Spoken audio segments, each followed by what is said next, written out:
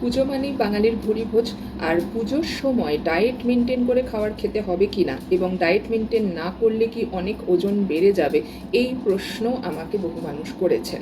পুজোর সময় যদি বাইরে কোনো খাবার খেতে হয়, সেই ক্ষেত্রে খাবার সিলেকশনটার দিকে একটু নজর দিন, তাহলে পরেই আর ওজন বেড়ে যাওয়ার ভয় থাকবে না। তো যারা ননভেজ খাবার খেতে অভ্যস্ত তারা অবশ্যই ডায়েটে রাখুন মাছ। বাঙালির ভীষণ পছন্দের জিনিস হচ্ছে মাছ। মাছ থেকে ওমেগা 3 ফ্যাটি অ্যাসিড পাবেন। মাছে থাকে খুব ইজিলি ডাইজেস্টেবল প্রোটিন, যেটা ছোট থেকে বয়স্ক মানুষ সকলের জন্য উপযুক্ত।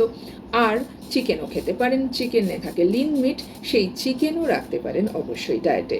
তবে হ্যাঁ, নবমীর দিন বাঙালিদের ভীষণ ফেভারিট হচ্ছে মাটন। তো মাটন যদি খেতেই হয় 1-2 পিসের বেশি না খাওয়াটাই ভালো।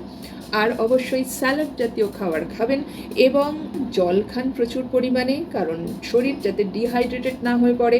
আর অবশ্যই পুজোতে প্যান্ডেল হপিংয়ে যান।